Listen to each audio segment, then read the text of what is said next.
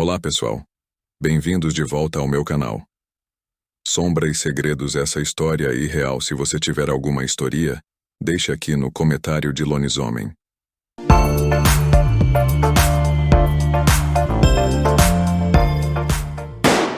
Minha avó conta que em Santa Maria, onde ela cresceu, havia um lobisomem quando ela era criança.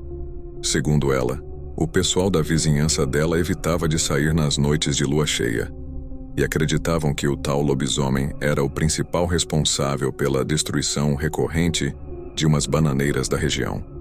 Frequentemente o dia amanhecia, e as bananeiras haviam sido arrancadas do chão e descartadas pelas redondezas. Ela acha que o lobisomem arrancava e destruía as bananeiras para gastar essa energia sem machucar ninguém de fato.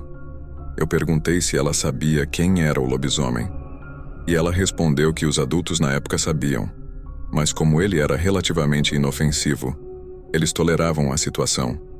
Supostamente ele faleceu quando ela era adolescente, e daí aos poucos, a vizinhança foi perdendo o medo de sair em noite de lua cheia. É uma história meio longa, mas vou tentar resumir. Quando eu era criança, eu tinha um vizinho que cuidava de mim quando meus pais saíam para a cidade. Ele era um homem legal, e sempre contava histórias para mim, inclusive de lobisomens, não que eu desconfiasse de algo, até porque eu era só uma criança. Enfim, um dia que meus pais estavam fora, ele me levou para passear num rio perto de casa. Não lembro muito bem o que aconteceu nesse dia, só me lembro dele dizendo algo do tipo, "É pelo seu bem." E de repente eu acordei sozinho, na beira do rio. Depois desse dia ninguém nunca mais viu esse homem. E foi a partir daí que tudo começou a acontecer. Quando meu pai era criança, ele tinha um vizinho da frente que chamavam de Bigode. Apesar da minha avó gostar muito dele, os seus 10 filhos morriam de medo desse tal Bigode. De acordo com meu pai, ele tinha dentes afiados e muitos pelos no corpo. Tantos pelos que ele tinha até piolhos. Certa noite de lua cheia, as ovelhas que ficavam nos fundos da casa dos meus avós se agitaram muito. Meu avô pulou da cama, pegou um machado e foi ver o que estava acontecendo. Quando ele chegou lá, se deparou com um cachorro grande atazanando as ovelhinhas.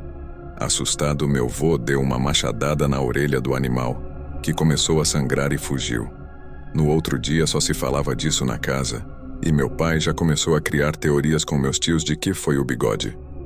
Não deu muito tempo, se ouviram berros na porta da frente e todos correram para ver o que estava acontecendo. Lá estava uma mulher carregando o Bigode, pois ele estava com a orelha quase decepada e precisava ir para o hospital. Meu avô, que era um dos únicos do bairro que tinha carro, levou o Bigode ao centro da cidade. Já meu pai e meus tios levaram essa noite como prova de que eles estavam morando de frente para um lobisomem perigoso há anos e algo devia ser feito.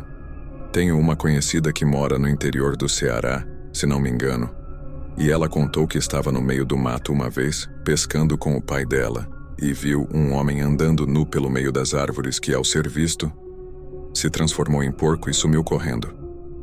Ela contou essa história numa reunião da empresa, e lembro que um dos colegas soltou um "Que legal, o pessoal dessa região mantém o folclore vivo." E foi palpável a frustração dela ao ouvir a palavra folclore.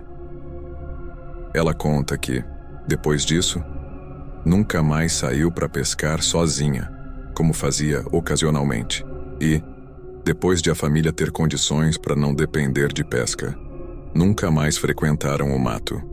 E o que mais me chamou a atenção no caso todo foi a relutância dela em contar a história. Tivemos que pressionar bastante, porque ela já foi ridicularizada tantas vezes que simplesmente não gosta de tocar no assunto. Inclusive quem deu a sugestão foi o marido dela, que também trabalhava na empresa e estava na reunião. Não sou do RS, mas eu tenho uma história de lobisomem que eu vivi.